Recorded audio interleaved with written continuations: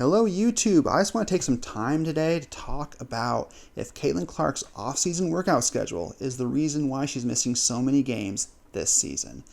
So as many of you regular women's NBA basketball fans know, she came into the league at the beginning just on fire. She was already faster and more skilled than most of her teammates and opponents. She was super quick and she could make all the shots that she took, and she was able to run the lane and score, and she was able to pass the ball at ease. It ultimately led to her being able to finish the entire season, taking a lot of punishment along the way.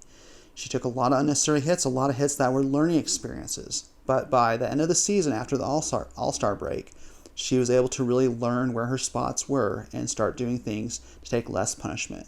Like, for example, not taking the ball up the court and into a full court press. She was able to play out the ball more, and that led to her taking less shots.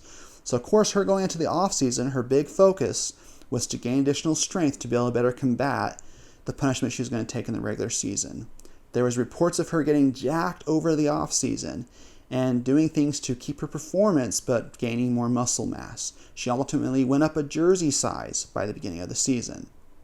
So going into the preseason, she first missed a game due to lower leg soreness, and then she missed more games in the regular season due to left quad injuries, left groin injuries, and now a right groin injury. So the question ultimately is did her off-season workout schedule cause these injuries? Is this part of the blame?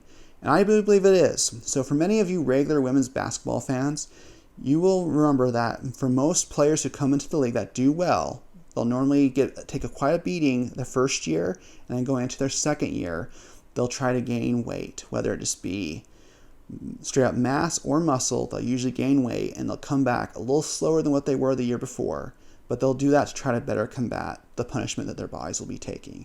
They start slowing down and not being so aggressive on the court.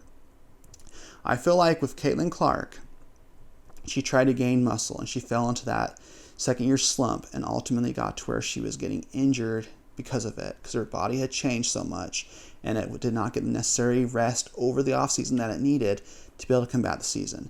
This is the first time she missed any playing time or any games since her, I think, sometime in high school. She only missed one game throughout high school and none in college. So it's definitely an issue with her off-season training, I do believe. So for many of you, if you remember players like Michael Jordan, when he first went into the NBA, he took a lot of punishment, and his solution was to gain more muscle, get bigger and stronger. But over time, he learned it wasn't so much about finding or getting stronger and being able to fight everybody. It was about finding his place on the court, only taking the necessary punishment and avoiding contact when he didn't need to take it. So I feel like that's ultimately what Caitlin Clark needs to do, is learn how to be more effective on the court by not being like that Ferrari where she's constantly going full speed the entire time. That's ultimately what she is a Ferrari on the court.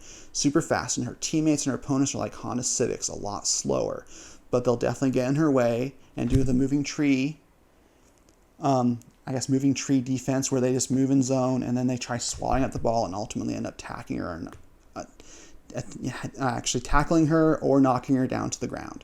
So I feel like that is her issue right now. That's her problem, is she's got to kind of learn how to not only compete, but take only the necessary punishment and avoid any unnecessary punishment, and be like Diana Taurasi, be like Michael Jordan.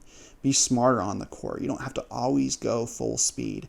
It's easier to drive a slow car fast than a fast car slow. But if she's able to figure that out, right now it's the very end of July.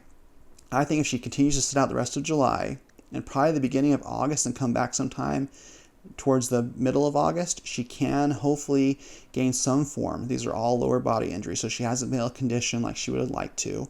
So hopefully she's able to come back, get some sort of conditioning, hopefully be able to play close to full speed by the end of August and into September.